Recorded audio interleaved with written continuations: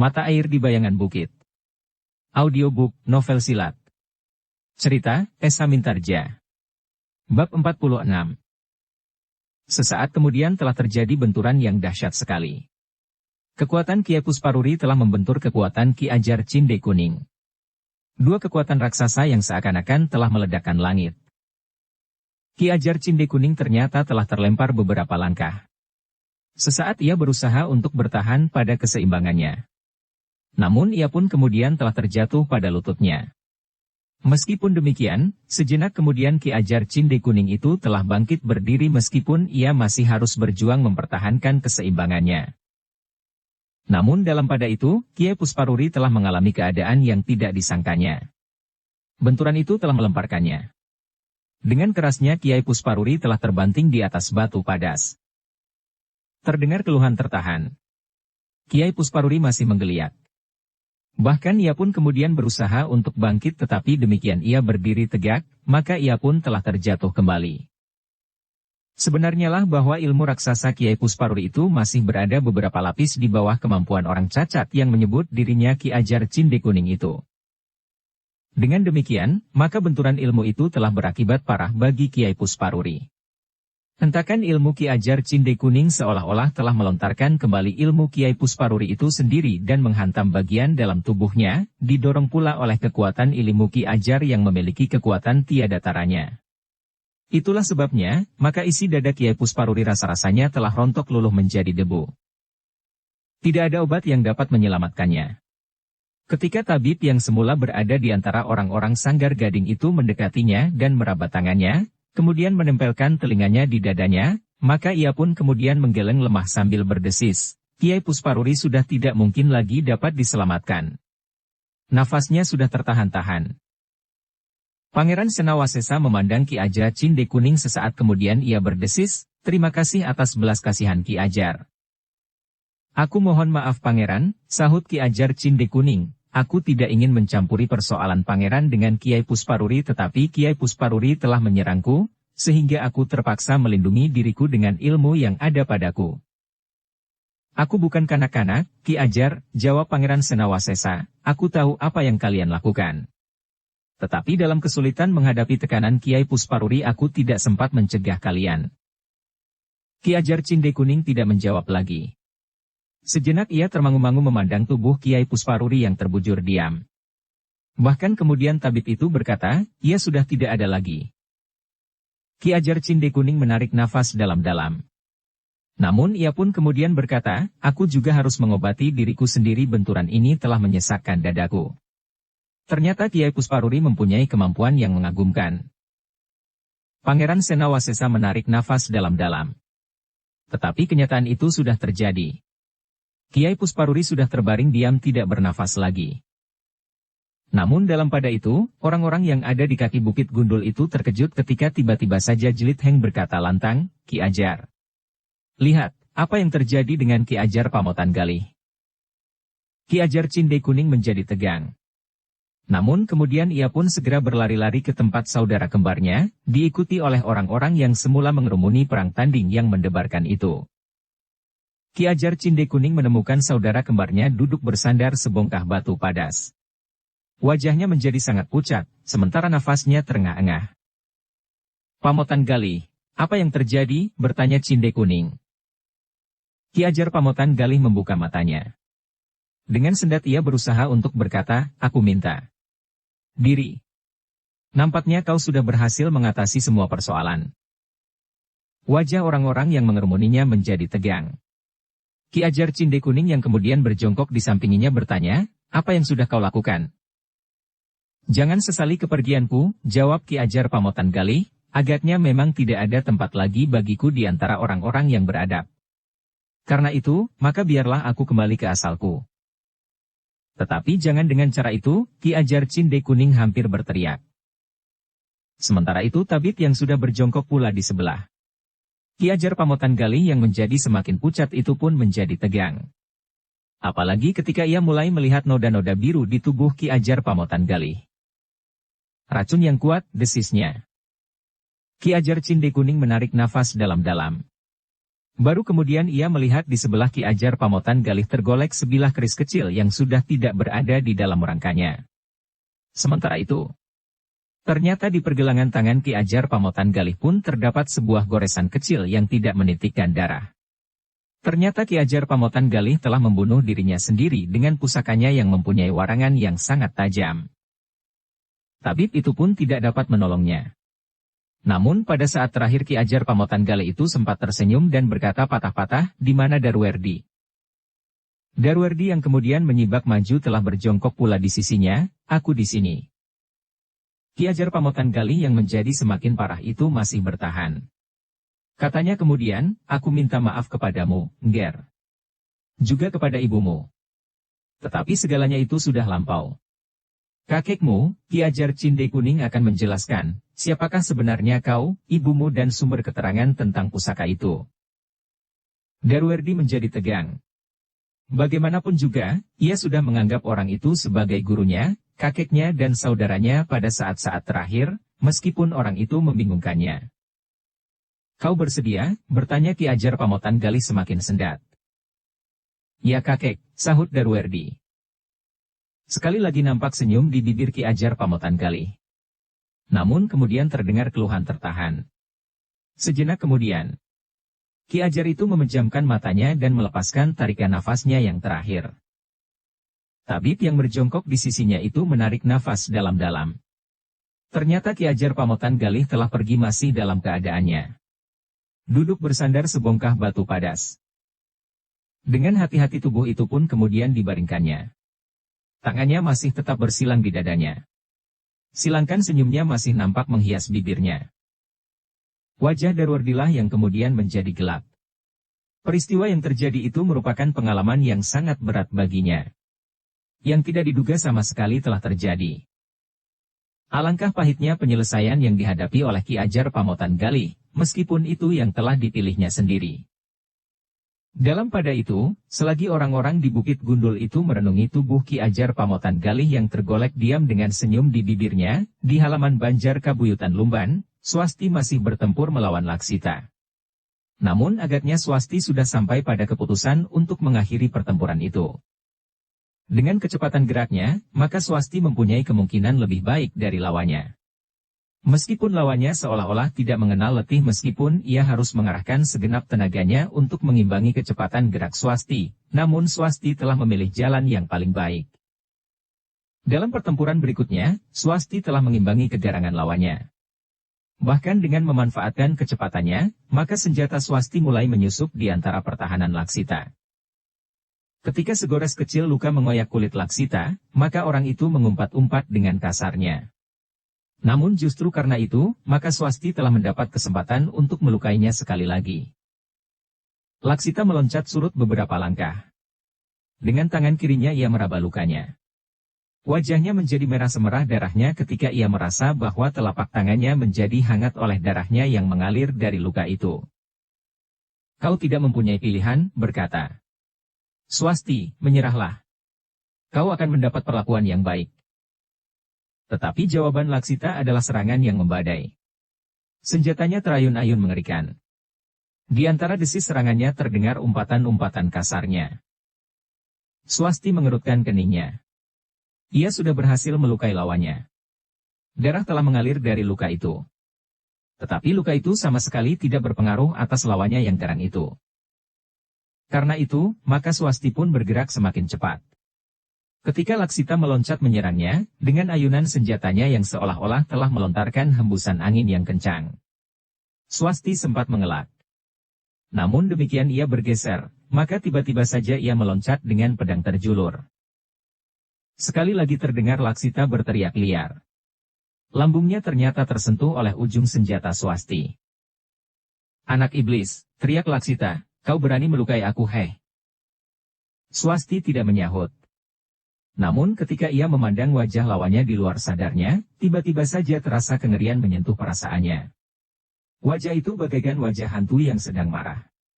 Sorot matanya bagaikan berpijar kemerah-merahan. Swasti bergeser surut. Tetapi Laksita bagaikan orang yang kehilangan nalarnya. Ialah yang meloncat membunuh lawannya sambil memutar senjatanya. Luka di tubuhnya seolah-olah tidak terasa sama sekali. Anak-anak muda yang memutari arena itu pun menjadi berdebar-debar. Mereka seolah-olah melihat sesosok hantu yang sedang mengamuk. Pakaiannya yang merah dan luka-luka yang tergores di kulitnya, membuat orang itu menjadi semakin mengerikan. Swasti yang bertempur melawan orang itu pun nampaknya mulai terpengaruh oleh sikap dan tingkah laku lawannya.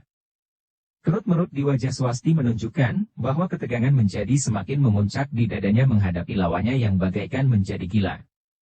Justru ketika ia sudah berhasil melukai lawannya, maka ia mulai merasa semakin terdesak.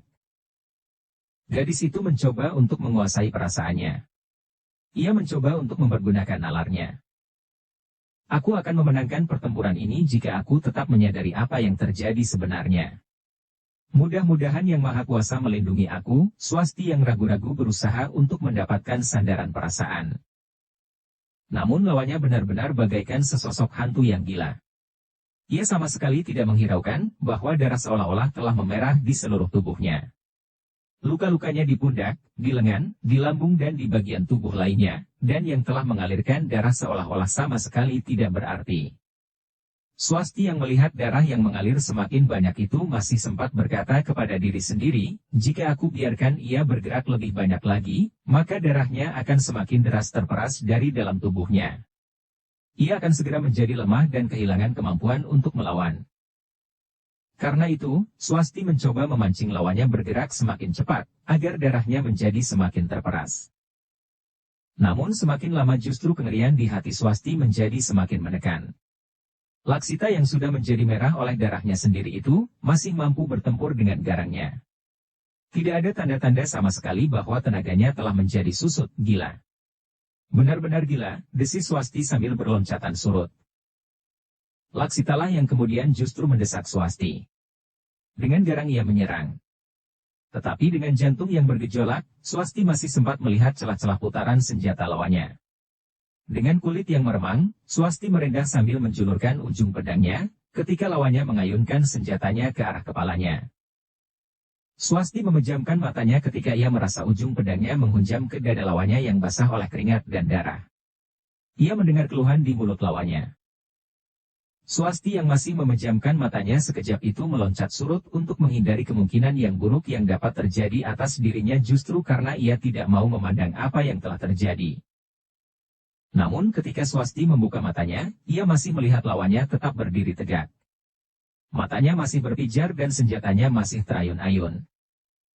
Gila, apakah aku berhadapan dengan sesosok hantu, geram Swasti di dalam dirinya. Namun kengerian yang sangat telah membuatnya menjadi gelisah. Tangannya mulai gemetar dan sikapnya justru kurang mapan. Menyerahlah, teriak Swasti untuk mengatasi kengeriannya. Tetapi Laksita seolah-olah sudah tidak dapat mendengar suara lawannya. Matanya yang berpijar merah rasa-rasanya menjadi semakin menyala. Ketika orang itu melangkah maju sambil mengayun-ayunkan senjatanya, Swasti pun melangkah surut. Sebenarnya lah orang-orang yang menyaksikan pertempuran itu pun telah dicengkam oleh kengerian yang sangat. Laksita yang sudah menjadi merah oleh darahnya sendiri itu, masih juga berdiri tegak dan bahkan masih melangkah maju mendesak Swasti yang menjadi semakin ngeri. Menilik bahwa ujung senjatanya mampu melukai tubuh lawannya, Swasti mengerti bahwa lawannya itu tidak memiliki ilmu kebal. Tetapi bahwa oleh luka-lukanya yang parah, ia seolah-olah sama sekali tidak terpengaruh, agaknya telah membuat Swasti kehilangan akal. Swasti yang didesak surut itu telah menyibak orang-orang yang melingkari arena. Bahkan 1-2 orang telah berlari-lari kecil menepi. Sementara orang yang terluka parah itu masih saja melangkah maju. Tetapi melihat sorot matanya dan ketegangan wajahnya, yang dilakukan oleh orang itu nampaknya sudah di luar sadarnya. Orang-orang yang melingkari pertempuran itu menjadi sangat cemas ketika mereka melihat, tiba-tiba saja Swasti tidak dapat lagi bergerak mundur. Ketika punggungnya telah melekat pada dinding halaman, maka jantungnya benar-benar terasa berdentang semakin cepat. Berhenti di situ, teriak Swasti ketika ia melihat lawannya masih melangkah maju. Tetapi seperti suaranya yang terdahulu, seolah-olah sudah tidak dapat didengar lagi oleh lawannya yang sudah kehilangan kediriannya. Karena itu, maka Laksita sama sekali tidak menghentikan langkahnya. Ia masih maju sambil mengayunkan senjatanya. Bahkan ternyata ia masih menggeram, aku tidak dapat dikalahkan oleh perempuan. Swasti menjadi semakin berdebar-debar. Ternyata Laksita itu seakan-akan telah menjadi gila. Ia melepaskan diri dari tangan Darwardi di Bukit Gundul. Namun tiba-tiba saja ia telah berhadapan dengan seorang perempuan yang tidak dapat dikalahkannya. Dengan demikian maka rasa-rasanya perasaannya tidak lagi dapat dikendalikannya dengan nalarnya. Dalam pada itu, Swasti berteriak sekali lagi, "Jangan maju lagi. Lepaskan senjatamu dan menyerahlah. Kau akan mengalami perlakuan yang wajar." Tetapi suara itu lenyap di ketegangan suasana. Orang itu masih maju lagi. Swasti pun kemudian seakan-akan juga telah kehilangan akal oleh kengerian yang memuncak. Karena itu, maka ia pun sulit untuk mengendalikan perasaannya. Dalam keadaan yang demikian itu, Laksita masih melangkah maju. Senjatanya terayun mengerikan meskipun orang itu sudah tidak dapat lagi mengatur arah dan apalagi mempergunakan ilmu pedangnya. Kengerian yang memuncak telah meledakkan perasaan Swasti yang sudah melekat di dinding halaman dan tidak mungkin lagi untuk melangkah mundur. Karena itulah, maka Swasti pun telah mengambil sikap oleh dorongan perasaannya semata-mata. Ketika senjata Laksita terayun ke arahnya, maka Swasti itu pun telah meloncat ke samping sambil memekik kecil. Namun kemudian sekali lagi Swasti memejamkan matanya sambil menjulurkan pedangnya menyusup ayunan senjatanya. Terasa pedangnya sekali lagi menghunjam ke tubuh orang itu. Namun oleh goncangan perasaannya, hampir di luar sadarnya, Swasti masih mendorong pedangnya dan menghunjamkannya lebih dalam lagi. Tetapi ternyata bahwa pedang yang menghunjam terlalu dalam itu, tidak terlalu mudah untuk dicabut sementara kengerian yang luar biasa telah mencengkam perasaannya, sehingga karena itu, maka Swasti pun kemudian justru melepaskan pedangnya. Ia bergeser ke samping sepanjang dinding halaman. Namun sayang, oleh ketergesa-gesaan dan kengerian yang sangat, Swasti tidak dapat meloncat dengan sempurna. Hanya oleh rumput kering dan akar perdu, terasa seolah-olah kaki Swasti telah membentur seonggok batu hitam. Karena itu, Swasti telah terjatuh di tanah. Justru pada saat lawannya melangkah setapak maju meskipun pedang Swasti masih terhujam di dadanya. Sesaat orang itu berdiri dengan kaki renggang di sebelah tubuh Swasti yang masih terbujur di tanah. Dengan mata yang berpijar kemerahan dipandanginya tubuh Swasti yang seolah-olah sudah tidak berdaya itu. Terjadilah sesuatu yang menggetarkan seluruh halaman. Orang itu tertawa berkepanjangan. Semakin lama semakin keras. Seolah-olah ingin meruntuhkan dinding yang memutari halaman banjar itu. "Aku bunuh kau perempuan cengeng," teriak orang itu di sela-sela tertawanya. Swasti justru bagaikan membeku. Ia hanya dapat melihat orang itu mengangkat senjatanya. Kemudian, seolah-olah terasa sebuah bukit runtuh menimpa dirinya. Swasti masih berteriak, ketika ia menyadari bahwa tubuh Laksitalah yang jatuh menimpanya. Namun kemudian segalanya menjadi gelap. Swasti itu pun menjadi pingsan. Anak-anak muda yang menyaksikan pertempuran itu pun seakan-akan telah membeku pula. Sejenak mereka diam mematung. Namun sejenak kemudian mereka pun telah datang berlari-lari mendekati kedua tubuh yang diam itu. Dengan tergesa-gesa mereka telah mengangkat dan menyingkirkan tubuh Laksita yang arang keranjang lukanya. Kemudian membaringkannya di pinggir halaman. Sementara dua orang di antara mereka, dengan wajah yang berpaling telah berusaha menarik pedang yang terhunjam di dada orang itu. Anak-anak muda yang lain pun kemudian telah membawa Swasti yang pingsan ke pendapa. Ibu Darwardi yang melihat keadaan gadis itu pun bagaikan orang yang tersadar dari sebuah mimpi yang mengerikan. Meskipun tubuhnya masih terasa gemetar, tetapi ia pun kemudian berlari mendekati Swasti yang terbaring diam di atas sehelai tikar yang dibentangkan di pendapa. "Swasti! Swasti!" Ibu Darwardi itu memanggilnya. Tetapi Swasti masih tetap diam. Seorang anak muda yang berlari-lari ke sumur telah kembali sambil membawa air di dalam mangkuk. Dengan hati-hati Ibu Darwardi menitikkan air itu ke mulut Swasti. Setitik demi setitik. Sesaat kemudian, Swasti pun mulai bergerak. Ketika ia mulai menyadari dirinya, tiba-tiba saja ia berusaha untuk bangkit. Namun kemudian yang dilihatnya duduk di hadapannya adalah seorang perempuan. Pandangan matanya yang kabur menjadi semakin jelas. Yang dilihatnya itu benar-benar seorang perempuan. Ibu Darwardi. Tiba-tiba saja kengerian yang sangat telah bergejolak di hatinya. Hati seorang gadis yang betapapun garangnya. Karena itu, maka di luar sadarnya Swasti telah memeluk Ibu Darwardi itu. Sambil melekatkan kepalanya di dada perempuan itu terdengar gadis itu terisak. Ibu Darwardi pun kemudian membelai rambut gadis itu. Tetapi Swasti masih tetap diam. Rambut yang kusut. Sementara pakaian Swasti pun telah bernoda darah lawannya yang telah dibunuhnya. Kau telah menyelamatkan jiwaku, Nger, desis Ibu Darwardi. Jika kau tidak ada di sini, mungkin aku telah dibantai oleh iblis itu. Swasti tidak menjawab. Ia masih saja terisak. Namun dalam pada itu, bukan saja kengerian yang telah melanda jantung gadis itu. Tetapi pelukan seorang perempuan terasa membuat hatinya sejuk dan tenang. Tiba-tiba saja kerinduannya kepada seorang perempuan telah mencengkamnya.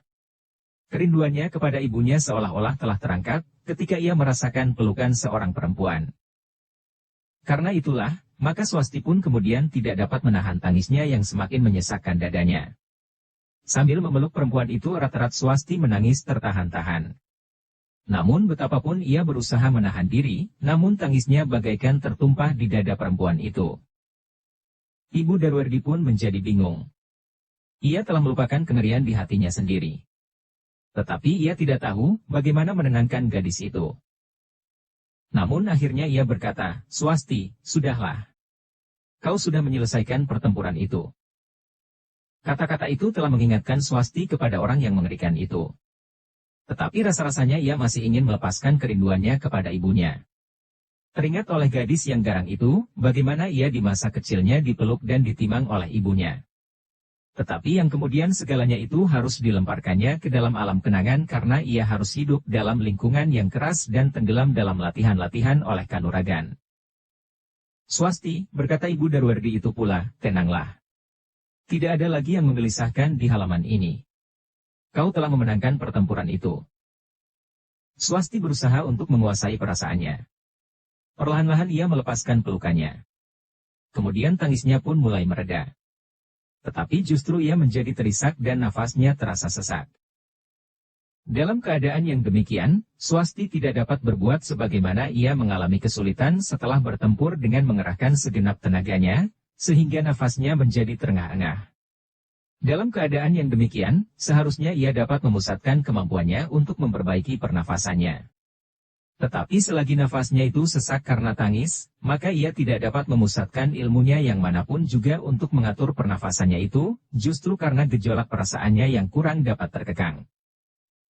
Namun akhirnya, Swasti itu pun duduk sambil menundukkan kepalanya. Sekali-sekali isaknya masih terasa menyesak di dadanya. Anak-anak muda yang berada di Banjar itu, menyaksikan tingkah laku Swasti dengan hati yang bergejolak. Mereka tidak tahu perasaan apakah yang tergetar di hati gadis itu. Mereka menyangka bahwa peristiwa yang mengerikan itu sajalah yang telah mengguncangkan perasaan Swasti. Mereka tidak melihat betapa sejuknya pelukan seorang ibu telah membuat Swasti semakin tenggelam ke dalam tangisnya. Meskipun demikian, agaknya Swasti tidak mau lagi melihat tubuh orang yang telah dibunuhnya. Ia sama sekali tidak mau memandang ke halaman. Apalagi karena ia tahu bahwa tubuh lawannya itu masih belum disingkirkan dari tempatnya. Dengan kepala tunduk Swasti itu kemudian berkata dengan nada yang masih gemetar, aku akan ke belakang, Bibi. Marilah Nger, jawab Ibu Darwardi, aku akan mengantarkanmu. Kemudian Swasti itu pun berkata kepada seorang anak muda yang berada di pendapa, singkirkan tubuh itu. Aku tidak mau melihatnya lagi. Baiklah, jawab anak muda itu, akan kami bawa tubuh itu ke serambi samping.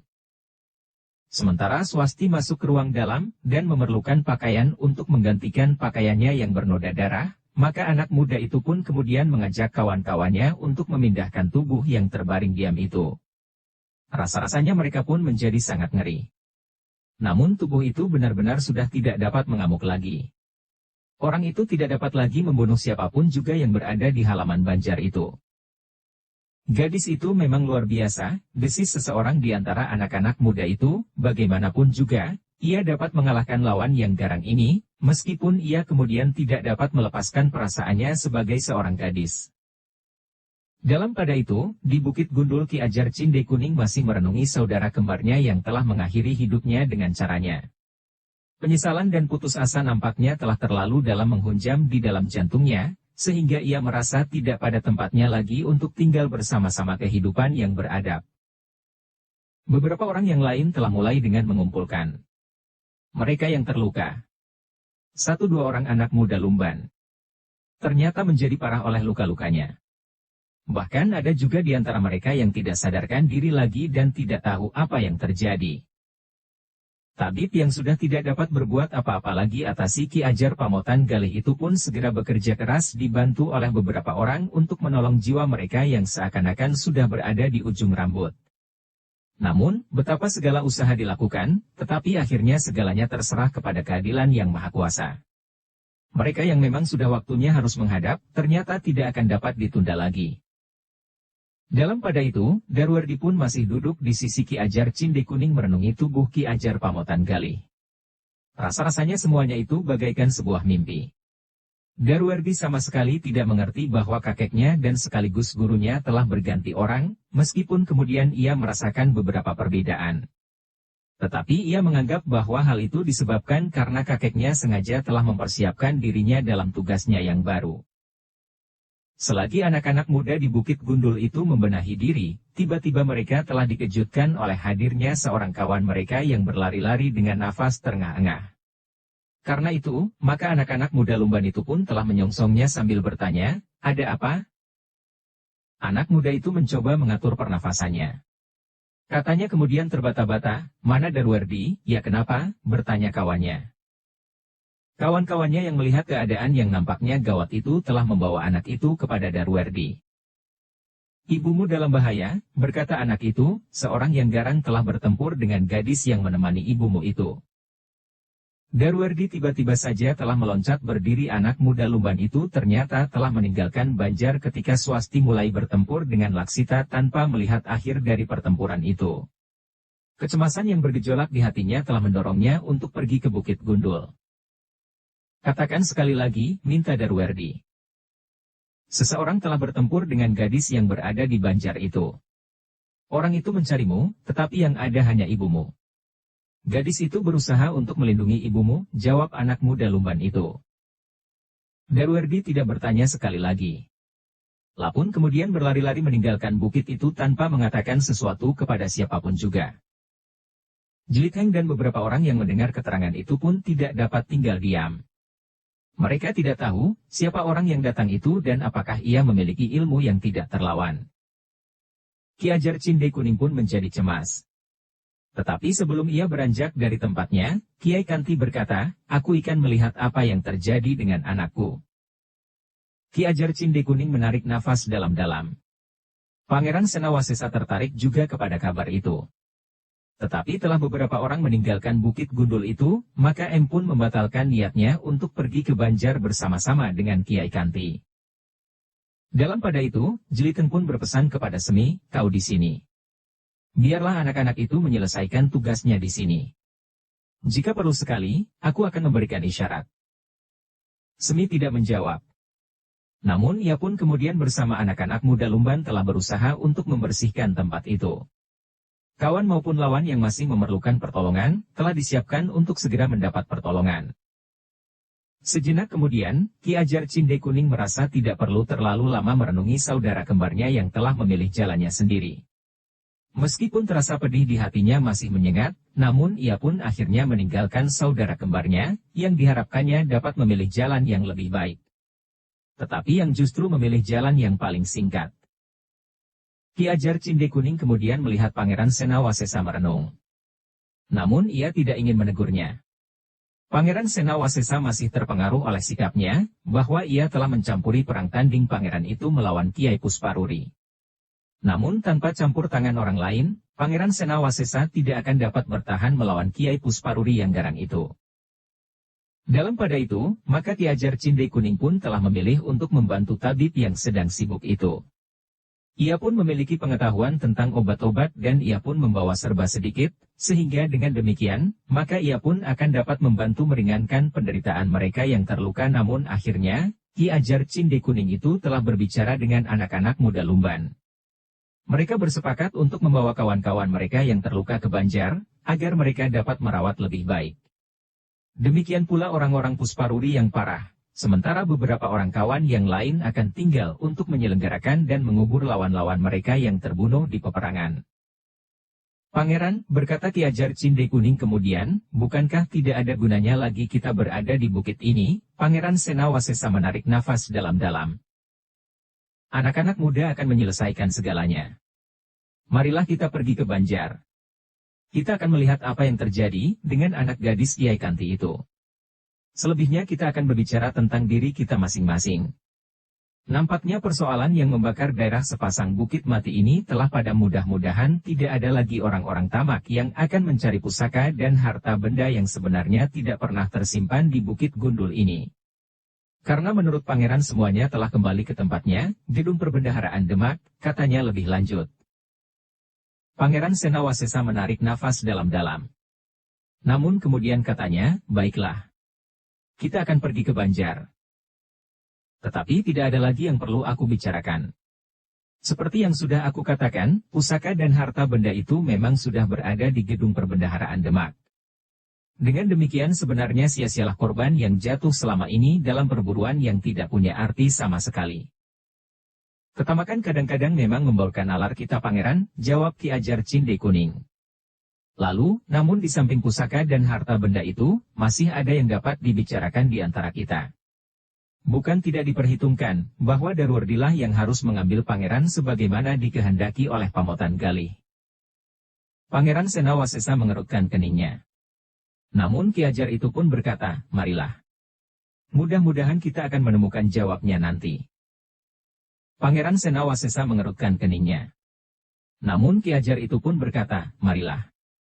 Mudah-mudahan kita akan menemukan jawabnya nanti. Pangeran Senawasesa tidak membantah lagi meskipun ia sama sekali tidak mengerti apa yang dimaksud oleh Ki Ajar Pamotan Galih. Dalam pada itu, Ki Ajar itu pun masih sempat berpesan kepada anak-anak muda di Bukit Gundul itu, agar mayat saudara kembarnya itu pun dibawa ke Banjar. Bagaimanapun juga orang itu adalah saudaranya, bahkan saudara kembarnya. Demikianlah maka Pangeran Senawasesa dan Ki Ajar Cinde Kuning itu pun bergegas pergi ke Banjar Kabuyutan. Mereka pun merasa bertanggung jawab atas kabuyutan itu, apalagi atas Ibu Darwerdi. Perempuan itu seolah-olah telah menjadi anak kandung Ki Ajar Cinde Kuning meskipun ia harus melepaskannya beberapa saat, justru pada saat saudara kembarnya menggantikan kedudukannya. Sementara itu, kedua orang pamari Darwerdi yang telah berada di Bukit Gundul dan ikut bertempur melawan orang-orang itu pun menjadi bingung, sehingga mereka tidak mengerti apa yang harus mereka lakukan, namun mereka pun ingin tahu, apa yang terjadi dengan Ibu Darwerdi, sehingga mereka pun telah menyusul Kiai Kanti pergi ke Banjar. Sebenarnya lah anak-anak muda Kabuyutan Lumban itu pun telah bekerja dengan baik dan cepat. Karena itu, maka dengan tenaga yang cukup banyak, tugas mereka pun segera dapat mereka selesaikan. Bahkan beberapa orang anak muda Lumban telah mengambil beberapa buah pedati yang ada di Lumban untuk membawa kawan-kawan mereka maupun orang-orang Pusparuri yang tidak dapat berjalan sendiri menuju ke Banjar. Dengan demikian maka Lumban telah benar-benar menjadi sangat sibuk. Orang-orang Lumban yang semula tidak begitu jelas dengan apa yang terjadi di Bukit Gundul, akhirnya mereka pun mengerti pula. Sehingga dengan demikian justru mereka menjadi sangat ngeri mendengar peristiwa di Bukit Gundul itu. Meskipun peristiwa itu sendiri telah selesai, tetapi perempuan dan anak-anak masih ragu-ragu untuk turun ke jalan. Namun beberapa orang di antara mereka telah memberanikan diri untuk bertanya-tanya, apakah anak mereka selamat pulang ke Kabuyutan Lumban. Dalam pada itu, Darwerdi telah berada di Banjar Kabuyutan Lumban. Ketika ibunya melihat kedatangannya, maka ia pun segera menyongsongnya, memeluknya seperti memeluk kanak-kanak. Apa yang telah terjadi ibu? Bertanya Darwerdi. Ibunya menarik nafas dalam-dalam. Katanya, gadis itu telah menyelamatkan nyawaku. Darwerdi memandang wajah Swasti sejenak. Kemudian ia pun berdesis, terima kasih Swasti. Kau pun telah menyelamatkan nyawaku ketika aku dan ayah datang ke padukuhan ini, sahut Swasti tersendat-sendat oleh keraguan-raguan, kau telah membunuh harimau itu. Hal itu aku lakukan karena kebodohanku, jawab Darwerdi, sudah pernah aku katakan bahwa aku tidak tahu sama sekali, dengan siapa aku berhadapan. Ternyata kau telah mampu membunuh orang yang tidak dapat aku bunuh di Bukit Gundul. Ia sempat melarikan diri. Ternyata ia telah datang ke Banjar ini. Untunglah kau ada di sini. Jika anak-anak muda Lumban saja yang menghadapinya, maka korban akan bertebaran di halaman. Ah, desah Swasti sambil menundukkan kepalanya. Kita berhutang kepadanya, berkata Ibu Darwerdi. Ya, sahut Darwerdi, aku pun telah diselamatkannya di Bukit Gundul saat kami bertemu dengan sisa-sisa orang-orang Sanggar Gading dan Kendali Putih. Bukan begitu, jawab Swasti ragu-ragu. Tetapi ternyata ia tidak dapat meneruskan kata-katanya. Nampaknya kami sudah berhasil menenangkan diri, berkata, Ibu Darwerdi, tinggalkan kami di sini. Mungkin kau dapat membantu anak-anak muda di halaman Banjar ini. Darwerdi mengangguk kecil. Sekilas dipandanginya Swasti yang semula menunduk. Namun pada saat yang bersamaan Swasti pun telah mengangkat wajahnya dan memandanginya. Cepat keduanya memalingkan wajahnya. Namun yang sekilas itu rasa-rasanya telah membuat jantung mereka berdebaran. Namun kemudian Darwerdi tidak mengucapkan sepatah kata pun lagi. Ia pun segera meninggalkan tempat itu dan turun ke halaman. Dilihatnya Kiai Kanti telah memasuki halaman itu pula. Namun karena keadaan sudah nampak lebih tenang, maka ia pun tidak tergesa-gesa. Di mana anak Kungger? Bertanya Kiai Kanti kepada Darwerdi. Ada di dalam Kiai, jawab Darwerdi. Kiai Kanti pun kemudian memasuki Banjar itu. Dilihatnya dua orang perempuan duduk di sebuah amben bambu. Ayah desis Swasti. Adalah di luar sadarnya bahwa terasa matanya menjadi panas. Setitik air telah mengembang di pelupuknya. Kau selamat Swasti. Bersyukurlah, desis Kiai Kasihi, ternyata kau masih selalu mendapat perlindungan. Swasti menunduk. Diusapnya matanya yang basah dengan jari-jarinya. Sementara itu Ibu Darwerdi berkata, gadis yang luar biasa Kiai.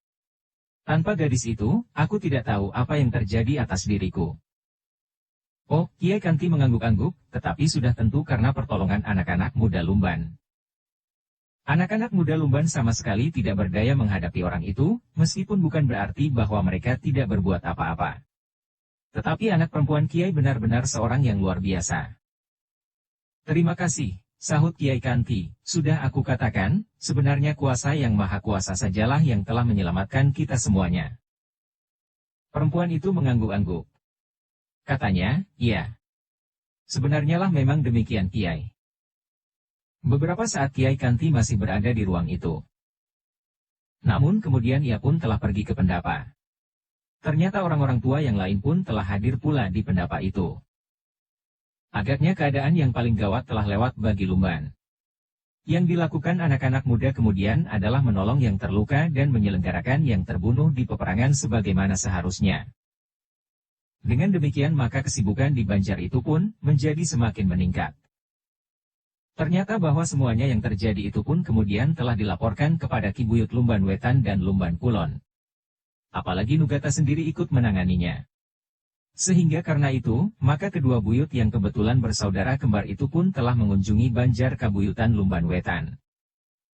Dengan kerja keras, maka akhirnya semuanya dapat diselesaikan. Mereka yang terluka tidak terlalu parah, telah diantar kepada keluarga masing-masing. Sementara yang mengalami luka yang gawat, masih tetap tinggal di Banjar, agar dapat diawasi dan dirawat dengan sebaik-baiknya. Demikianlah, pada hari berikutnya, Pangeran Senawasesa telah dengan sengaja berbicara dengan beberapa orang bebahu Kabuyutan Lumban Wetan dan Lumban Kulon termasuk Ki Buyut dari kedua kabuyutan yang bertetangga itu. Pangeran Senawasesa telah memberikan penjelasan tentang pusaka dan harta benda yang telah menjadi sumber bencana bagi Lumban. Sesuai dengan pendapat Ki Ajar Cinde Kuning, memang ada kesengajaan dari Ajar Pamotan Galih untuk memancing perhatian beberapa pihak.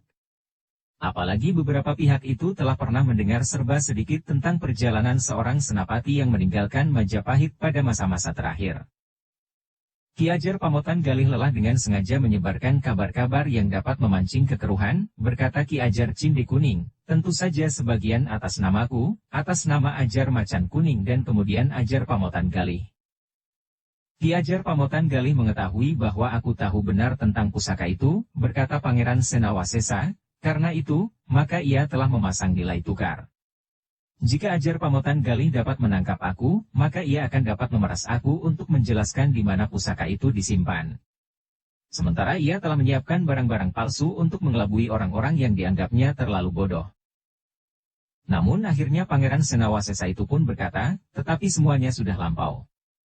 Kita harus berterus terang kepada semua orang, bahwa pusaka dan harta benda yang mereka cari telah berada di Demak, pusaka itu telah berada di gedung perbendaharaan, khusus gedung pusaka. Orang-orang yang mendengar penjelasan itu pun mengangguk-angguk. Mereka mengerti maksud Pangeran Senawasesa agar perburuan pusaka itu tidak terjadi lagi, maka berita bahwa pusaka itu telah berada di gedung pusaka di Demak harus tersebar luas. Tetapi pusaka apakah yang sebenarnya diperebutkan itu? Tiba-tiba Kiai Kanti bertanya. Pangeran Senawasesa memandang Kiai Kanti sejenak. Lalu katanya, apakah Kiai benar-benar bertanya atau sekedar ingin memberitahukan jenis pusaka itu kepada orang-orang yang ada di tempat ini? Kiai Kanti mengerutkan keningnya. Jawabnya, tentu aku ingin tahu karena sebenarnya lah aku tidak mengetahui. Pangeran Senawasesa mengangguk-angguk. Katanya, Kiai, sebelumnya aku memang belum mengenal Kiai. Tetapi seperti yang pernah aku katakan, aku mengenal ciri-ciri pada tata gerak Kiai, dan yang barangkali Kiai pun dapat mengatakan demikian terhadap ilmuku. Kiai Kanti berdesah. Katanya, mungkin hanya kebetulan Pangeran. Tetapi sebenarnya lah aku tidak tahu sama sekali tentang pusaka yang sedang diperebutkan itu. Baiklah Kiai, jawab Pangeran Senawasesa, pusaka yang telah diserahkan bagi seorang senapati yang mendapat tugas untuk menahan arus lawan itu adalah pusaka yang sangat tinggi nilainya bagi Majapahit. Meskipun senapati itu tidak berhasil mempertahankan kota raja, namun ia telah berhasil menghambat kemajuan lawan dan memberi kesempatan Majapahit menyelamatkan sebagian besar dari isi istana. Bukan saja harta bendanya, tetapi juga manusianya. Dan pusaka itu berupa sebilah sabet. Sebilah pedang yang bernama Kia Lawang. Kia Lawang, Kiai Kanti mengulang, sebuah pedang yang luar biasa. Ya Kiai, sabet yang jarang ada duanya, sahut Pangeran Senawasesa, namun yang lebih menarik perhatian mereka yang berburu pusaka, adalah bahwa menurut kepercayaan mereka, dan yang sudah tentu telah disebarluaskan mula-mula oleh lingkungan para pemburu harta benda, bahwa pusaka sabet Kiai Lawang itu disertai dengan harta benda yang tidak ternilai harganya, sebagai lantaran untuk dapat memulihkan kuasa Majapahit. Tetapi usaha itu tidak berhasil, berkata Kiai Kanti kemudian.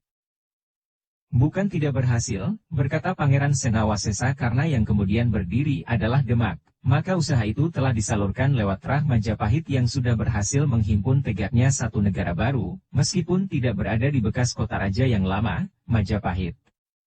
Dengan demikian, maka pusaka dan harta benda itu telah diserahkan kepada Demak. Kiai Kanti mengangguk-angguk. Namun sementara itu Darwerdi berkata, agaknya Ki Ajar Pamotan Galih tidak tahu pasti, pusaka apakah yang sebenarnya diburu oleh orang-orang tertentu, dan orang-orang Sanggar Gading. Kendali Putih. Pusparuri dan mungkin orang-orang lain yang ingin juga berburu pusaka itu, sama sekali juga tidak tahu wujud pusaka yang mereka cari. Agaknya memang demikian Ger, jawab Pangeran Senawasesa. Ya. Ternyata Ki Ajar Pamotan Galih telah menyediakan sebuah peti yang diisi dengan sebilah keris. Bukan sebilah sabet, jawab Darwerdi. Tetapi Ki Ajar Pamotan Galih mengetahui, bahwa satu-satunya orang yang tahu pasti di mana pusaka itu adalah Pangeran Senawasesa, sahut Ki Ajar Cinde Kuning. Nampaknya memang demikian, berkata Pangeran Senawasesa kemudian. Lalu, dengan demikian maka aku telah menjadi semacam sayembara. Tetapi Pangeran, berkata Ki Ajar Cinde Kuning, justru karena itu maka aku akan sampai pada suatu ceritera yang barangkali akan menarik bagi Pangeran. Pangeran Senawasesa mengerutkan keningnya. Katanya, ceritera apa Ki Ajar? Bertanya Pangeran Senawasesa. Aku akan mengatakannya pada satu kesempatan yang khusus, berkata Ki Ajar Cinde Kuning. Pangeran Senawasesa tidak menjawab. Namun kemudian dipandanginya orang-orang yang ada di sekitarnya. Dilihatnya wajah-wajah yang bersungguh-sungguh dan bahkan nampak ketegangan yang bergejolak di dalam hati orang-orang yang ada di sekitarnya.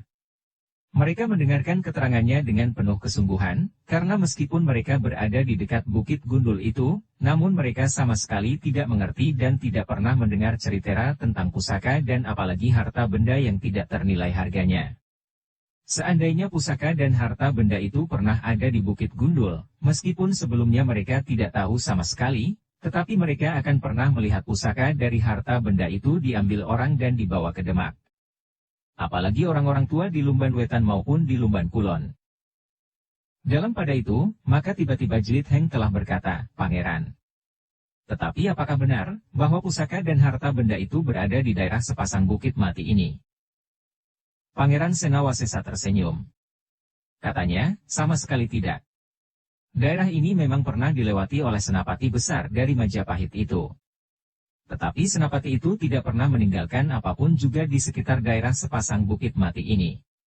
Karena itu, orang-orang Lumban tidak pernah melihat, bagaimana aku mengambil pusaka dan harta benda itu dan membawanya ke Demak." Jelit Heng mengangguk-angguk. Lalu katanya, "Nah, jika demikian, apakah artinya cerita tentang sepasang bukit mati itu?"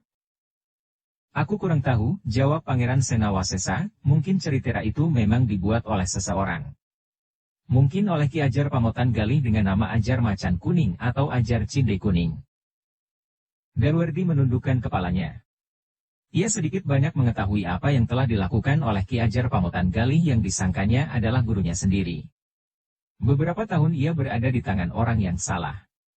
Tetapi ia sama sekali tidak menyangka. Bahkan ia sama sekali tidak menyadari bahwa ia menjadi salah satu biji permainan Ki Ajar Pamotan Galih. Namun dalam pada itu, maka Jeliteng pun kemudian berkata, "Nah Ki Buyut Lumban Wetan dan Lumban Kulon. Nampaknya peristiwa yang terjadi di sekitar Lumban bagi kita di sini, bagaikan sebuah mimpi. Mimpi yang sangat ngegirisi. Dan kini mimpi itu telah lewat. Kita tidak perlu lagi menangisi mimpi yang telah lewat itu, meskipun bagi kita mimpi itu telah meninggalkan bekas-bekasnya. Beberapa anak-anak muda Lumban terluka.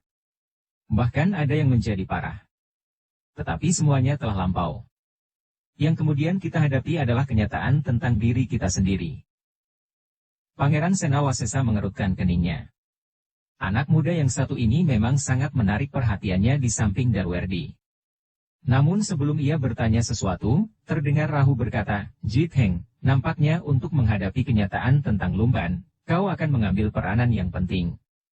Tetapi bukankah di sini ada Kiai Kanti yang sudah mempunyai sebuah gubuk kecil di hutan di atas bukit kecil itu? Kau akan dapat bekerja bersamanya dalam banyak hal." Jelit Heng mengerutkan keningnya. Sekilas dipandanginya Kiai Kanti. Namun agaknya Kiai Kanti tidak akan berbicara apapun juga. Karena itu, maka Jelitenglah yang berkata, "Tentu Rahu.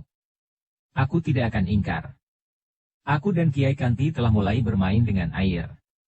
Sementara ini baru sebagian saja dari daerah persawahan di Lumban yang tersentuh air itu.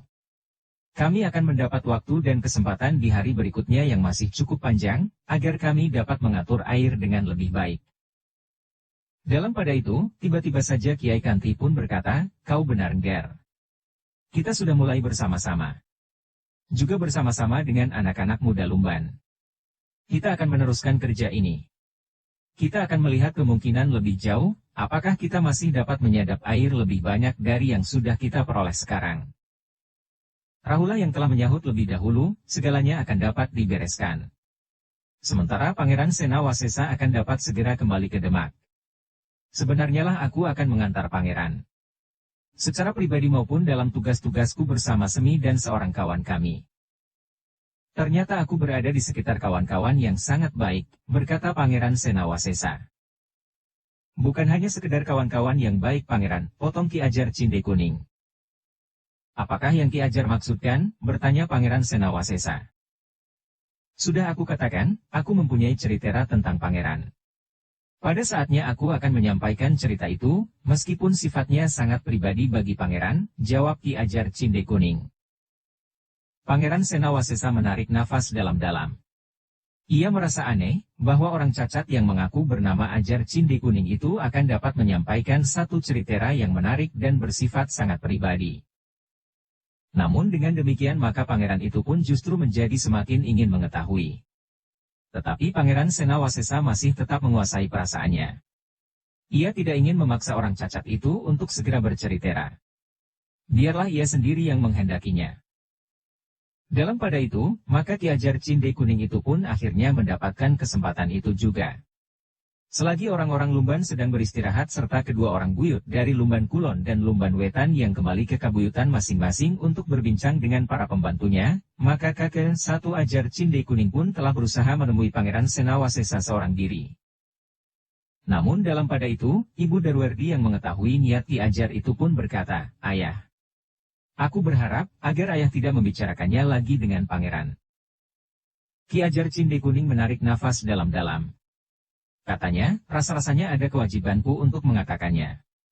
Mungkin kau merasa tidak mempunyai kepentingan apapun lagi. Tetapi hal itu tentu akan berguna bagi anakmu. Kau tidak akan dapat membiarkan anakmu hidup dalam keadaannya seperti sekarang ini.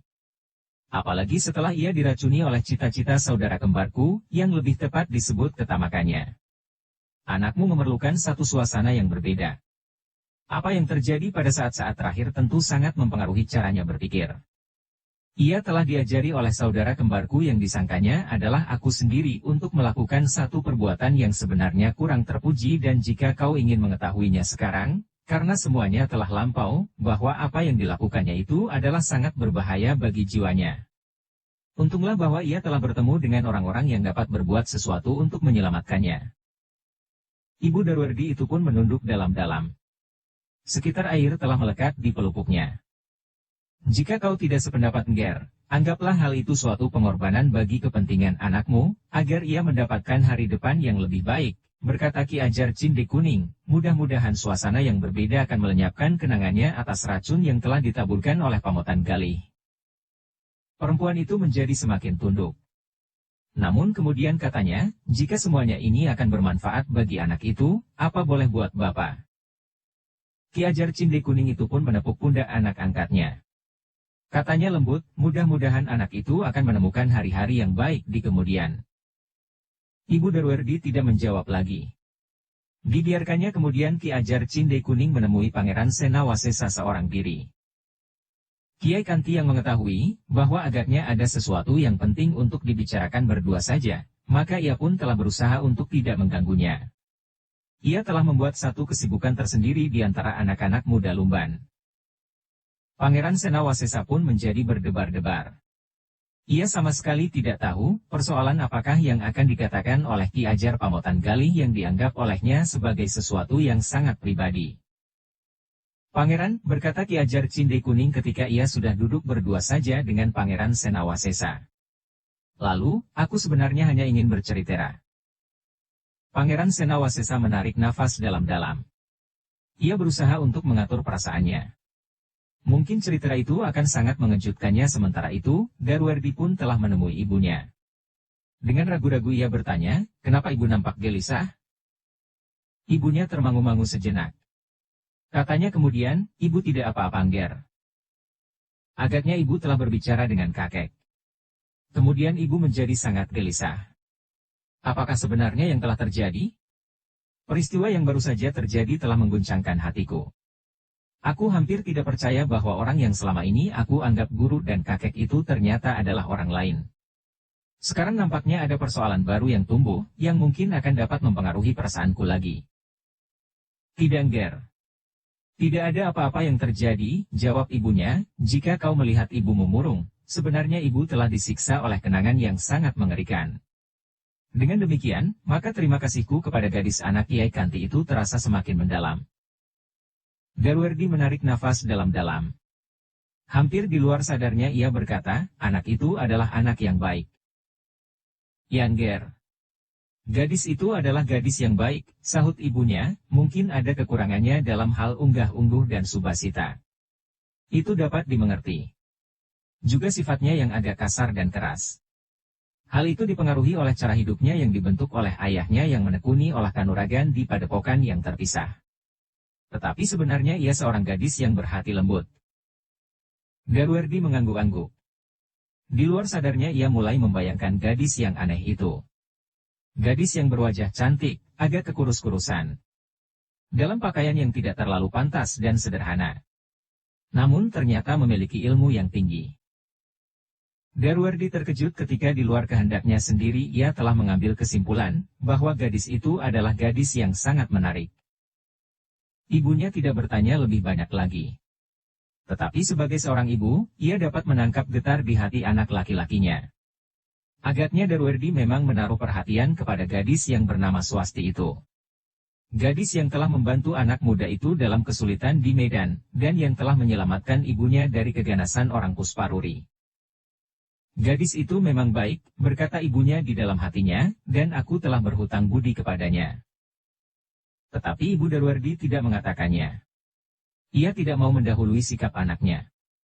Biarlah Darwerdi mengambil sikap sendiri terhadap gadis yang bernama Swasti itu. Namun dalam pada itu, tiba-tiba saja Darwerdi bertanya, apakah yang dibicarakan kakek dengan Pangeran Senawasesa? Ibu Darwerdi memandang anaknya sejenak. Namun kemudian katanya, aku tidak tahu. Tetapi jika persoalannya menyangkut kau, maka kau tentu akan diberitahu. Darwerdi tidak memaksa ibunya untuk mengatakan sesuatu meskipun ia tahu bahwa pembicaraan itu telah menggelisahkan ibunya. Karena itu, maka Darwerdi itu pun kemudian berkata, baiklah ibu. Aku akan berada di halaman. Jangan pergi, berkata ibunya, mungkin kau diperlukan setiap saat. Kecurigaan Darwerdi pun menjadi semakin tajam. Tetapi ia tetap tidak mau bertanya lagi. Namun jawabnya, aku hanya akan berada di halaman. Setiap saat ibu dapat memanggil aku. Ibunya tidak mencegahnya lagi ketika Darwerdi meninggalkannya. Dalam pada itu, di tempat yang khusus, Pangeran Senawasesa masih berbincang dengan orang cacat yang menyebut dirinya Ki Ajar Cinde Kuning. Bahkan semakin lama pembicaraan mereka menjadi semakin bersungguh-sungguh. Ki Ajar, berkata pangeran itu dengan kerut yang dalam di keningnya, apakah Ki Ajar yakin? Aku adalah orang tua pangeran. Lebih tua dari pangeran sendiri. Karena itu, aku sebenarnya tidak lagi mempunyai keinginan apapun bagi diriku sendiri, berkata Ki Ajar itu, tetapi aku akan senang sekali melihat anak-anak muda itu menemukan hari depannya yang baik. Baik bagi dirinya sendiri dan baik bagi lingkungannya. Darwerdi bukan seorang yang pantas disebut bengal, tetapi pada saat terakhir saudara kembarku telah menjerumuskannya ke dalam satu keadaan yang parah dan gawat. Untunglah Yang Maha Kuasa masih melindunginya meskipun terdapat kesan yang kurang baik pada anak itu. Tetapi itu bukan salahnya. Aku tidak menyalahkannya Ki Ajar, sahut Pangeran Senawasesa. Tetapi apakah Ki Ajar yakin bahwa Ki Ajar tidak akan salah lagi, berkata Pangeran Senawasesa. Aku yakin. Jika pangeran masih sempat mengingat segala peristiwa yang terjadi, maka pangeran akan menemukan satu keyakinan seperti aku, jawab Ki Ajar Cinde Kuning. Nah, apakah pangeran tidak berkeberatan jika aku memanggilnya? Pangeran Senawasesa menarik nafas dalam-dalam. Katanya, peristiwa itu sudah lama sekali terjadi. Tetapi apakah Ki Ajar menganggap bahwa aku telah bersalah hal ini? Ki Ajar tersenyum. Jawabnya, aku tidak mengatakan bahwa pangeran bersalah. Namun pada waktu itu sebenarnya pangeran dapat menempuh jalan lain.